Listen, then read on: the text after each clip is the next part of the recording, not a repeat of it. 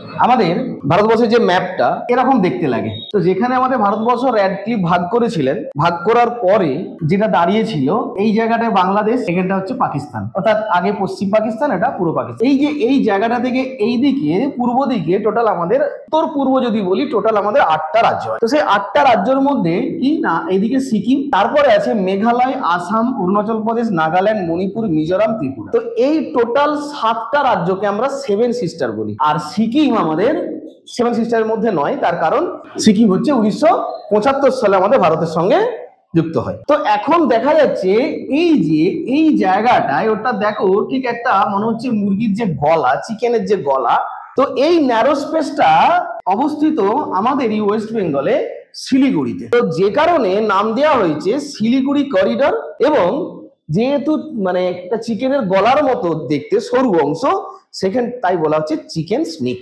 আমাদের বিশেষ করে এখন তিনটে শত্রু আছে, এক পাকিস্তান, বাংলাদেশ আর এদিকে চীন। তো এরা মোটামুটি এটাকে টার্গেট করেই আছে যে যদি এই চিকেন স্নেক অর্থাৎ এই শিলিগুড়ি করিডরটাকে কোনোভাবে অ্যাটাক করে দখল করা যায় বা কবজা করা যায়, তাহলে কি হবে না ভারতের সঙ্গে, ভারতের যে এই ভূখণ্ড এর সাথে এই 7টা বোন অর্থাৎ 7 সিস্টারের সম্পর্ক কি করে বিচ্ছিন্ন করে দিতে চাই, এবং বিচ্ছিন্ন করার পর তারপর কি ভারতকে আরো দুর্বল করা যাবে। এখন যদি হঠাৎ করে শোনো যে এরকম, এই জন্যই এই 3টে দেশ অর্থাৎ বাংলাদেশ, চায়না এবং পাকিস্তান এটার উপর সব থেকে বেশি নজর রেখেছে যে কিভাবে ওটাকে ব্রেক করা যায়। কারণ যেহেতু একটা খুব ন্যারো স্পেস, সরু জায়গা, ন্যারো জায়গাটা এইখান থেকে এটা টোটাল 22 কিলোমিটার, তার দক্ষিণ দিকে একটু চওড়া আছে যেটা হচ্ছে 30 কিলোমিটার, আর এখান থেকে আমাদের একদম আসাম ঢুকতে 160 কিলোমিটার আছে। তো এবার এখন দেখবো এই যে শিলিগুড়ি করিডর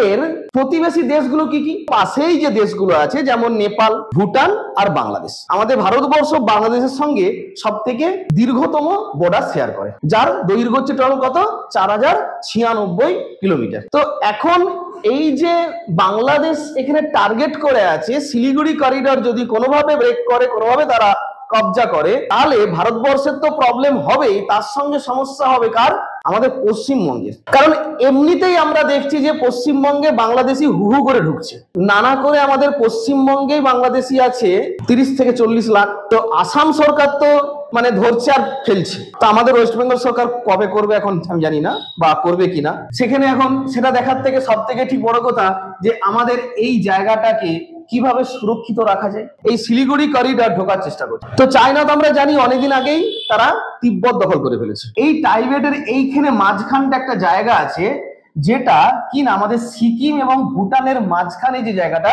তার নাম হচ্ছে চুম্বি ভ্যালি। ওরা অলরেডি এই জায়গাটায় পৌঁছে গেছে।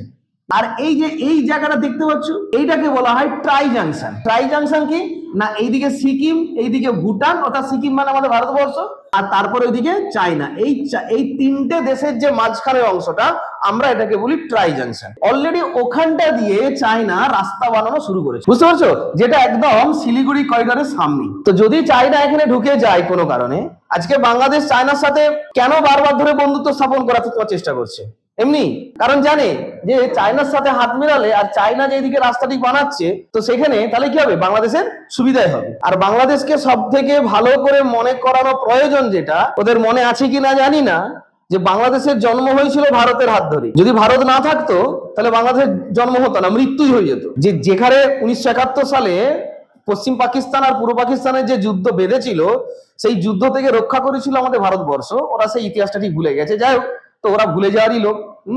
সেখানে এই জায়গাটা থেকে ওরা আরেকটা জায়গা গন্ডগোল করছে, যেটাকে বলা হচ্ছে কি না ডোকলাম প্লেটু। এই যে এটা হচ্ছে ভুটানে তোমার জায়গা ডোকলাম প্লেটু। এই ডোকলাম প্লেটু অংশটায় ওরা গ্রাম বা মানে গ্রামের মতন ওরা ওখানে বসতি স্থাপন করে ফেলে। তো তার মানে ওরা চাইছে কি না ভুটানটাকে ওরা কবজা করবে। তাহলে ভুটানকে যদি কবজা করে নেয় তাহলে একদম পুরো ভারতে ওরা রাস্তাটা পেয়ে গেল। কারণ এর আগে হচ্ছে চায়না কি করেছে, আমাদের অরুণাচল প্রদেশের যে বর্ডারটা, ওরা ওখানে সবসময় ঝামেলা করতেই ঠিক হচ্ছে থাকে। কিন্তু এবারে আরো ঝামেলা পাকানোর চেষ্টা করছে এই ভুটানের ডোকলাম প্লেটুটাকে নিয়ে, যেখানে 269 স্কোয়ার কিলোমিটার জায়গা ওরা কবজা করে রেখেছে। যখন ভারতবর্ষে 2025 সালে পেহেলগাম হত্যাকাণ্ড হয় এবং পেহেলগাম হত্যাকাণ্ডের পরে যখন অপারেশন সিঁদুর অ্যাটাক করে, তখন একজন বাংলাদেশের retired army general Alam Faizur Rahman তিনি টুইট করেছিলেন যে ভারত পাকিস্তান আক্রমণ করলে বাংলাদেশের উচিত হবে উত্তর পূর্ব ভারতের 7টা রাজ্য দখল করে নেওয়া। এ ব্যাপারে চীনের সাথে যৌথ সামরিক ব্যবস্থা নিয়ে আলোচনা শুরু করা প্রয়োজন বলে মনে হয়। একটা সার্জিক্যাল হুমকি দিয়েছেন। তো এখন এই চাচাকে বলছি, চাচা একটু ভালো করে নজর রাখবে যে আমাদের ভারতবর্ষ সে বসে নেই, ঠিক আছে? ও সার্জিক্যাল হুমকি দিচ্ছে, দিক। আর বারবার তো আমাদের এখন বাংলাদেশের অন্তর্বর্তীকালীন সরকারের যিনি প্রধান, আমাদের দাদু, হ্যাঁ, মোহাম্মদ ইউনুস, ওকে, বিখ্যাত নোবেল জয়ী একজন ব্যক্তি, উনি তো প্রথমেই এসেই আগে বলেছেন যে 7 সিস্টার আমরা নিয়ে নেবো। তারপরে নাকি শুনছিলাম একটা সেদিনে সোশ্যাল মিডিয়াতে যে এরকম কয়েকজন বুড়ো চাচা তারা ক্যামেরার সামনে ঠিক বলছে আমরা পরশুদিনে কলকাতা দখল করে নেবো, পরশুদিনে কলকাতা দখল করে নেবো। এবারে এই যে চাচা এবং আমাদের দাদু মোহাম্মদ ইউনুসকে একটু দেখাবো, কি দেখাবো না, আমাদের ভারতবর্ষ ওই শিলিগুড়ি করিডোরের অলরেডি 3টে অর্থাৎ সেনাবাহিনী রেখে দিয়েছে। এক হচ্ছে এসএসবি সশস্ত্র সীমা বল, তারপর হচ্ছে আইটিবিপি ইন্দো টাইবেটিয়ান বর্ডার পুলিশ, আর বিএসএফ বর্ডার ফোর্স। তো এখন এই কমান্ডোদের চিত্রটা যদি একবার দেখতে পাই, বাংলাদেশের ওই যে যিনি মেজর জেনারেল রিটায়ার্ড, উনি তো দখল করে বলেছে 7 সিস্টার, তো ওনার কাছে আমার মনে হয় এই চিত্রগুলো একবার যাওয়াটা খুব প্রয়োজন। 3 সেনাবাহিনী এখানে মজুদ আছে। এখন ওই জায়গাটা সব থেকে সেন্সিটিভ জায়গা কেন? কারণ এই 7 সিস্টার ওটা 7টা রাজ্যে পৌঁছাতে গেলে, 7টা রাজ্যে স্থলপথের মাধ্যমে পৌঁছাতে গেলে একমাত্র ওই রাস্তাটাই আছে। সেখানে সেনাবাহিনী বলো, বিভিন্ন সামরিক বস্তু, যে যা কিছু ঠিক প্রয়োজন বাণিজ্যিক ভাবে, এইখানে এই 7টা রাজ্যে এখনো এতটা উন্নত নয়, পাহাড়ি এলাকা, তো সেইগুলোর জন্য ধ্যান দিতে হবে ওখানে। তো একমাত্র রাস্তা হচ্ছে ওটাই, এছাড়া কোনো রাস্তা নেই। কারণ সে তো হিমালয় ওভারটেক করে ওইদিকে আসতে ঠিক পারবে না, তো সম্ভব নয়। আরেকটা রাস্তা আছে সমুদ্রপথে। তো আমি আসছি সমুদ্রপথে কিভাবে ভারতবর্ষ প্ল্যান করছে। তো এখন কথা হচ্ছে এই সেন্সিটিভ জায়গাটাকে ভারতবর্ষকে রক্ষা করতেই হবে। আর যেখানে সব থেকে আমাদের ওয়েস্ট বেঙ্গলকে, তা পশ্চিমবঙ্গের মানুষকে এই জায়গাটাতে অতিরিক্ত সতর্ক থাকতে হবে। যদি গলাটা কেটেই দেয়, সেটা সব থেকে গলা কাটা আগে যাবে কার? পশ্চিমবঙ্গে। ভারতের তো যাচ্ছে, তার সঙ্গে পশ্চিমবঙ্গে এই 7টা রাজ্যের সঙ্গে সম্পর্ক রাখার প্রয়োজনটা কি, কারণ না বুঝলে হবে না। কি বলা কথা বুঝতে পেরেছো? এই 7টা রাজ্য এখন অতটা উন্নত নয়, সবে ডেভেলপ হচ্ছে, ঠিক আছে? তো সেই জায়গাটায় ওই রাস্তাটাই একমাত্র রাস্তা, আর এছাড়া কোনো রাস্তা নেই। এরপরে ভারতবর্ষের সুদর্শন চক্র, যেটা নিয়ে একটা ভিডিও বানিয়েছি আমি, তো এই সুদর্শন চক্র ওখানে অলরেডি পৌঁছে গেছে, S-400, ঠিক আছে, যেটা আমরা প্রত্যেকেই জানি রাশিয়ার থেকে নেওয়া হয়েছে। তো পাকিস্তানের দিকে মোট 3টে রাখা আছে, আর এদিকেও কিন্তু একটা রাখা আছে শিলিগুড়ি করিডোরে, যেটা 400 কিলোমিটার রেডিয়াসের মধ্যে লক্ষ্য রাখতে পারবে। তো বাংলাদেশের যে কোনো কিছুই যদি আসার চেষ্টা করে, এর আগে বাংলাদেশের ড্রোন একবার ঢোকার চেষ্টা করেছে, কিন্তু পারেনি। তো এরপরে যদি ঢোকার চেষ্টা করে, তো সেই ড্রোনটা কালী পুজোর বমবাস্ট হয়ে যাবে, কিছুই করার ঠিক থাকবে না। বাংলাদেশ দেখছে যে অপারেশন সিঁদুরে যে কিরকম ঘটনাটা ঘটিয়েছে ভারতবর্ষ, তো তারপর থেকে খুব বেশি সাড়া শব্দ করেনি। মোহাম্মদ ইউনুস বাবুকে খুব বেশি সাড়া শব্দ করতে দেখছি না, কারণ যখন তিনি প্রথমে অন্তর্বর্তীকালীন সরকারে আসেন, তো তখন উনি খুব ফটাফটা হচ্ছে করছিলেন যে ভারতকে ইলিশ মাছ দেওয়া হবে না, ভারতের সঙ্গে কোনো বাণিজ্যিক সম্পর্ক রাখবো না। তো আমি মেনে নিলাম আমাদের ভারতবর্ষের সঙ্গে যে বাংলাদেশ, পাকিস্তান আর চায়না, এখন যে দুর্বলতার জায়গাটা হচ্ছে, এখন আমি আগের দিনই একটা ক্লাসে ঠিক বলেছিলাম যে এখন একটা নদী এবং নদীর জল সেটা শুধু প্রাকৃতিক সম্পদ নয়, এটা একটা অস্ত্র। এখন এই যে আমাদের ব্রহ্মপুত্র নদী, তো এই অরুণাচল প্রদেশে এসে আসাম দিয়ে ঢুকে বাংলাদেশে প্রবেশ করছে, যার নাম হচ্ছে যমুনা। যখন বাংলাদেশে প্রবেশ করছে, সেটার নাম কি? যমুনা তোমার নদী। তো এই যে এখানে চায়না অলরেডি ড্যাম তৈরি করা শুরু করেছে ব্রহ্মপুত্রের উপরে। যেটা নিয়ে ভারতের সঙ্গে হচ্ছে গন্ডগোল হচ্ছে। তাহলে এখন তৈরি করতে তোমার শুরু করলে ব্রহ্মপুত্র নদী আমাদের আসামের উপর দিয়ে এসছে, এই জায়গাটা ওই নদীটা কিন্তু কভার করছে, ওকে, কিন্তু এসে ঠিক পড়ছে বাংলাদেশ, ওকে। তারপর তো আমাদের এদিকে গঙ্গা নদী প্রধান নদী, সেটারও প্রধান শাখাটা গিয়ে গেছে কোথায়, বাংলাদেশের দিকে, যার নাম হচ্ছে পদ্মা। আর আমাদের একদম উত্তরে সিন্ধু নদী, সেটাও ভারতের উপর দিয়ে প্রবেশ করে সেটা গিয়ে কোথায় পড়েছে, পাকিস্তানে, হচ্ছে 80% পাকিস্তানের উপর দিয়ে যাচ্ছে। তো এই এখন মানে নদীগুলো নিয়ে সব থেকে বেশি কি হচ্ছে না, আজকে আমাদের যে সিন্ধু জল বন্ধ করা হয়েছে, সেখানে কি হবে না, পাকিস্তানের হাল খুবই তোমার খারাপ হচ্ছে। এই যে সুদর্শন চক্র, এটা সম্পর্কে এখন ভারতবর্ষের মানে অধিকাংশ মানুষ জেনে গেছে যে এর কাজটা কি, ঠিক আছে। এরপরে যে দুটো মিসাইল আছে, যার প্রথম হচ্ছে আকাশ, যেটা আমাদের ভারতেই তৈরি, অর্থাৎ ডিআরডিও দ্বারা তৈরি, ঠিক আছে, এবং যেটা টার্গেট করতে পারবে 45 কিলোমিটার অব্দি, না যেটা হচ্ছে surface air to missile, surface থেকে এয়ারে টার্গেট করতে পারবে। এর পরে যে আছে সেটা হচ্ছে ব্রাহ্মোস, সেটাও ওখানে রাখা হয়েছে। ব্রাহ্মোস আমাদের ইন্ডিয়া আর রাশিয়া যৌথভাবে বানানো হয়। আর এই ব্রাহ্মোস হচ্ছে মিসাইলের নামকরণটা কেন হয়েছে না, আমাদের ভারতবর্ষের ব্রহ্মপুত্র নদী আর রাশিয়ার মস্কভ বলে একটা নদী আছে, এই দুটো নদীর নাম অনুসারে এর নাম রাখা হয়েছে ব্রাহ্মোস। অলরেডি শিলিগুড়ি করিডোরে রাখা আছে। একবার যদি একটা ছেড়ে দেওয়া হয় মোহাম্মদ ইউনূসের, টাকটাই ফেটে যাবে, ঠিক আছে, আর কিছু না।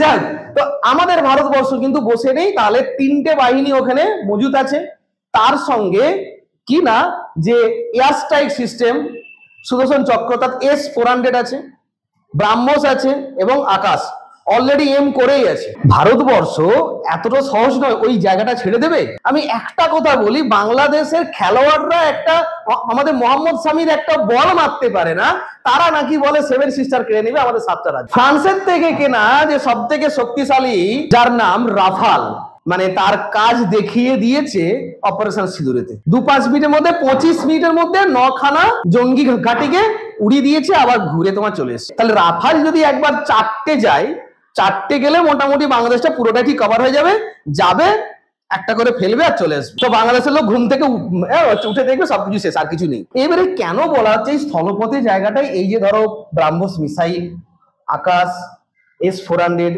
এইগুলো যাওয়ার জন্য স্থলপথের দিকে কি না ওই জায়গাটা খুব সেন্সিটিভ, কারণ ওই দিকেই সব কি করতে হবে না পাঠাতে হবে, কারণ দ্রুততার সঙ্গে পাঠাতে গেলে একমাত্র স্থলপথ ছাড়া কোনো রাস্তা নেই। কারণ বিশাল ভারী কিছু আমরা কি যে আকাশে প্লেনের দ্বারা পাঠাতে পারি না, যে ট্যাঙ্কগুলোও তো হচ্ছে পাঠাতে গেলে কি করতে ওই রাস্তা দিয়ে হচ্ছে যেতে হবে, যে স্থলপথটা খুবই ঠিক প্রয়োজন। তো যে জন্য আমাদের ভারতবর্ষ কিন্তু খুব ভাবেই সতর্ক আছে। সবসময় আমাদের ভারতবর্ষ ব্যাকআপ সিস্টেম, অর্থাৎ ব্যাকআপ ব্যবস্থা রেখেছে, কারণ রাখতেই হবে, কারণ ওখানে যদি কোনোভাবে কিছু গন্ডগোল হয় বা যুদ্ধ হয় বা যা কিছুই হয়, তো তার জন্য তাকে ব্যাকআপ ব্যবস্থা রাখতেই হবে।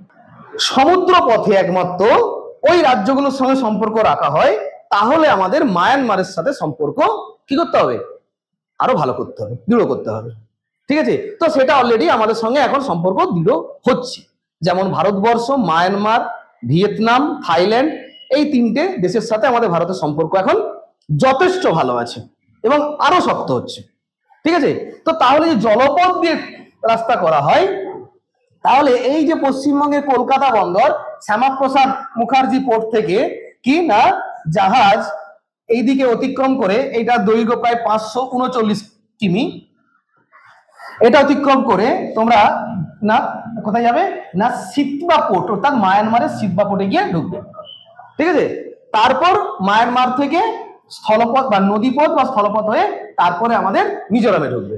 তো সেই রাস্তাটা হচ্ছে দেখো কি রকম না, এই যে আমাদের কলকাতা পোর্ট থেকে এই রাস্তাটা তৈরি হচ্ছে সমুদ্রপথ, ঠিক আছে, যেটাকে সি রুট, টোটাল 539 কিলোমিটার দিয়ে তারপরে সিতবে পোর্টেতে মায়ানমারের সাথে ঢুকছে। তারপরে কি হচ্ছে না মায়ানমার একটা নদী যেটাকে বলা হয় কালাদান রিভার, ঠিক আছে, এই কালাদান রিভার 158 কিলোমিটার নদী পথে যাবে জাহাজটা, ঠিক আছে, 158 কিলোমিটার এই নদীর উপর দিয়ে জাহাজ যাবে। যাওয়ার পরে তারপরে কি হবে, মায়ানমারের যে হাইওয়েটা আছে ওই হাইওয়েটাতে গিয়ে টোটাল 129 কিলোমিটার হাইওয়ে যাবে।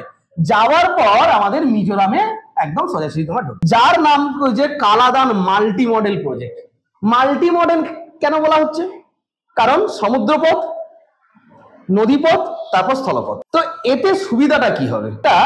জাহাজেতে যেমন ধরো এই যে একটা জাহাজে যে সমস্ত কন্টেনার বা যে ভারী জিনিসগুলো, তো সেখানে কি হবে না অনেক কিছু একসঙ্গে ওখানে বাণিজ্য সম্পর্ক বা যে কোনো কিছু জিনিসপত্র আদান প্রদান করার জন্য খুবই সহজ হবে, এবং সেটা ব্যাকআপ সিস্টেম। যদি ওখানে কোনো রকম সেভেন সিস্টার অর্থাৎ শিলিগুড়ি করিডোরে যদি কোনো প্রবলেম হয়, তাহলে কি হবে না ব্যাকআপ সিস্টেম তৈরি করা হচ্ছে, অর্থাৎ যাকে আমরা বলছি কি কালাধান মাল্টি মডেল প্রজেক্ট তৈরি হচ্ছে। ক্লিয়ার? এরপরে লাস্ট যেটা, এখন ওই যে মেজর জেনারেল বাবু চাচা উনি যে হুমকি দিলেন, হুমকি দেওয়ার পর আসামের চিফ মিনিস্টার কে না হেমন্ত বিশ্ব শর্মা, তিনি টুইট করেছেন। তো আমাদের আমি মানলাম যে আমাদের ওই সেভেন সিস্টারের ওই শিলিগুড়ি করিডোর জায়গাটা সেন্সিটিভ, আমাদের তো একটা চিকেন স্নিক আছে, ঠিক আছে, বাংলাদেশের দুটো চিকেন স্নিক আছে, যেটা আমাদের থেকেও খুবই বিপজ্জনক। দেখো, হাসিনা সরকার থাকাকালীন আমাদের ভারতের সঙ্গে সম্পর্ক ভালো ছিল, ঠিক আছে, কিন্তু তাহলে ভালো সম্পর্ক ছিল তখন কি আমরা ভারতবর্ষে এখানে মানে বাংলাদেশের উপর দিয়ে রাস্তা তৈরি করে মেঘালয় বা ত্রিপুরা ঢুকতে পারতাম আরামসে স্থলপথে, ঠিক আছে, তাহলে কোনো সমস্যা হতো না। কিন্তু যেহেতু এখন হাসিনা সরকার নেই এবং উনিও নেই এখানে, তো সেখানে এখন যিনি চেয়েছেন তো সেখানে সম্ভব নয়। মানে উনি কি প্ল্যান করতে চাইছেন কেউ জানে না। কখনো একবার চায়না যাচ্ছে, সেদিনে তো কালকে না পরশু শুনলাম যে ইংল্যান্ডে গিয়ে প্রচন্ডভাবে অপমানিত হয়েছে, ঢিল ছুঁড়ে মেরে দেয়নি, ভাগ্য ভালো। ওকে, তো উনি মানে কি চাইছেন আমি ঠিক জানি না। তো উনি যে চাইছেন না ভারতের সঙ্গে সম্পর্ক রাখতে, তো সেই অনুসারে তাহলে আর এই দিকে রাস্তা তৈরি করা সম্ভব নয়। ক্লিয়ার? না হলে পরিষ্কার ভাবে বাংলাদেশের উপর দিয়েই জায়গাগুলো স্থলপথে খুব কি না সহজেই যাতায়াত করা যেতে পারত, কিন্তু সম্ভব হচ্ছে না। ওকে, মানে সমস্ত ইলিশ মাছ উনি একাই খাবেন, কোনো সমস্যা নেই, আমরা ইলিশ চাষ করবো, উনি না দেয় আমরা ইলিশ চাষ করব। আমি মানে এখন কথা হচ্ছে পদ্মার ইলিশ, তো এমন কি ভাই যে পদ্মার ইলিশ ছাড়া আর চলবে না? আর কোথাও ইলিশ হয় না নাকি? হ্যাঁ, আরে উনি শুধু ইলিশকেই ধমক দিতে যে দিচ্ছে, আর আমাদের ভারতবর্ষ ছাড়াও খেতে পাবে না। ভারতবর্ষে আর বাকি সমস্ত কিছু সব তো বাংলাদেশে যায়, না দেয় না দিবে কোনো সমস্যা নেই, আমাদের এমনি তোমার চলে যাবে, ঠিক আছে। তো এবারে দেখবো যে এই ভিডিওটা যদি বাংলাদেশের লোক দেখে আরো খুব ভালো হয়। হ্যাঁ, তো অনেকেই হয়তো জানে না যে তাদের দুর্বলতা এবং তাদের বিপজ্জনক জায়গাটা কোথায়। তাদেরও দুটো করিডোর আছে, যার একটা নাম হচ্ছে এই যে ফার্স্ট হচ্ছে 80 কিলোমিটার নর্থ বাংলাদেশি করিডোর, যেটা আমাদের পশ্চিমবঙ্গের দক্ষিণ দিনাজপুর থেকে একদম সাউথ ওয়েস্টে গারো হিল পর্যন্ত যাচ্ছে। তো আমরা যদি এখান থেকে এইটুকু রাস্তা 80 থেকে 83 কিলোমিটার টুক করে দখল করে নিই, তখন কি হবে? তখন বাংলাদেশের সুন্দর রংপুরের সঙ্গে বাংলাদেশ কাটা হয়ে যাবে, পুরো মুন্ড কাটা হয়ে যাবে, কি তাই তো নাকি? এইখান থেকে এইটুকু হচ্ছে আমাদেরও দখল করতে এমন কিছু মানে বিশাল কাঠখড়ি পুড়াতে হবে না, বিশাল কষ্ট করতে হবে না, বিশাল যুদ্ধ করতে হবে না, ঠিক আছে। তো ওরা যদি প্ল্যান করে, তাহলে প্ল্যানটা আমরাও করতে পারি, তাহলে আমরাও করতে পারলে এখানে আরামসে এই করিডোরটা নিয়ে নিতে পারি। নিয়ে নিলে কি হবে, আমাদের একদম পুরো এই জায়গাটা কি একদম ইজিলি একদম মানে তখন সমস্ত গাড়ি জাহাজ সব চলে যাবে। যাক না, আরো তো সরু রাস্তা তো কোনো প্রয়োজন নেই, তখন গাদা রাস্তা হয়ে যাচ্ছে, মানে পুরো রংপুর জেলাটা আমাদের হয়ে যাবে, ঠিক আছে। তো তাহলে সেখানে কি এই একটা ওদের দুর্বল জায়গা। আরেকটা সব থেকে দুর্বল জায়গা, সেটা এর থেকেও সরু 22 কিলোমিটার, যেটা ত্রিপুরার সাথে আছে, যার নাম হচ্ছে কি না চিটাগাঁও করিডোর। ওকে, যেটা আমাদের কি হচ্ছে ত্রিপুরা টিল বে অফ বেঙ্গল, ত্রিপুরা থেকে বে অফ বেঙ্গল এসে মিশছে। ওকে, তাহলে এইটুকু যদি আমরা নিয়ে নিই, তাহলে সমস্যাটা কি হবে? এই যে বাংলাদেশের ঢাকা রাজধানী, এই ঢাকার সঙ্গে চট্টগ্রাম, এটা পুরোটাই বিচ্ছিন্ন হয়ে যাবে, ঠিক আছে। তাহলে এই তো কটা জেলা বাংলাদেশের, রংপুর, বগুড়া, ঠিক আছে, ময়মনসিংহ, রাজশাহী, তারপর ঢাকা, কুমিল্লা, যশোর, খুলনা আর বরিশাল, আর এদিকে চট্টগ্রাম। তো এই কটার মধ্যে যে আমরা দুটো নিয়ে নিই, আর ওদের কিছু থাকবে? কিছুই থাকবে না। তো তাহলে তো আমাদের যেমন এক সেন্সিটিভ জায়গা আছে শিলিগুড়ি করিডর, ওদের কিন্তু সেখানে দুটো করিডর আছে, যেটা একবার দখল করে নিলে আমরা ওদের মানে মানে পাটা হচ্ছে কেটে ফেলবো, মুন্ডও কেটে ফেলতে পারবো। কি বলে বোঝা গেল? তো এইটাকেও আমরা করতে পারি। তো সেখানে যাই হোক, এই ব্যক্তিকে অসংখ্য ধন্যবাদ, এবং সেখানে করে দেখাচ্ছ। ওকে, বাংলাদেশিকে ধরছে আর ছুঁড়ে ফেলে দিচ্ছে নোম্যান ল্যান্ডে। ক্লিয়ার? তো এখন আমাদের ওয়েস্ট বেঙ্গলে তো মনে হয় জামাই খাতির করা হয় বাংলাদেশিদেরকে, তাই জামাই খাতির করে বিভিন্ন জায়গা দিয়ে ঢোকানো হচ্ছে। ওকে, তো সেটাই যদি পশ্চিমবঙ্গের মানুষের বা সরকারের যদি সেটাই প্রধান উদ্দেশ্য হয়, তাহলে হোক, আমাদের তার কিছু করার নেই। তো সেই দিন একটা শুনলাম যে বাংলাদেশের একজন ব্যক্তি, একটা ভিডিও ভাইরাল হয়েছিল, ঠিক আছে, নিউটন দাস, তিনি নাকি দক্ষিণ 24 পরগনা কাকদ্বীপের ভোটার। তা এখন বক্তব্য হচ্ছে একজন বাংলাদেশি আমাদের পশ্চিমবঙ্গের রাজ্যের ভোটার, কি করে সম্ভব? কি করে সম্ভব? এখন এই ভোটার কার্ডগুলো অনুমোদন কে করে? যে জেলাতে বা যে অঞ্চলে ভোট হয়, ঠিক আছে, সেখানকার সমস্ত বিধায়ক সমস্ত তারাই করে, তাই তো নাকি? আর লেখা থাকুক না যে গভর্নমেন্ট অফ ইন্ডিয়া, তো গভর্নমেন্ট অফ ইন্ডিয়া তো আর এসে এখানে চোখ মুখ দেখে কে কোথায় থাকে কি থাকে সমস্ত কিছু কি ভেরিফাই করে না। এক প্রকার ভেরিফাই করে, রেকমেন্ডেশনটা কে করে? ওখানকার স্থানীয় সরকার, ওখানকার স্থানীয় মন্ত্রী, ওখানকার স্থানীয় নেতা, তাই তো? তো ওনার ভিডিও ভাইরালেতে, উনি বলছি সরি, হ্যাঁ, তো এই চিটিংবাজের ভিডিও ভাইরালেতে যেটা, তাহলে কি কি প্রমাণিত হচ্ছে? যে পশ্চিমবঙ্গে বাংলাদেশি প্রচুর পরিমাণে তো ঢুকছে। আজকে এত গন্ডগোল হচ্ছে চারিদিকে,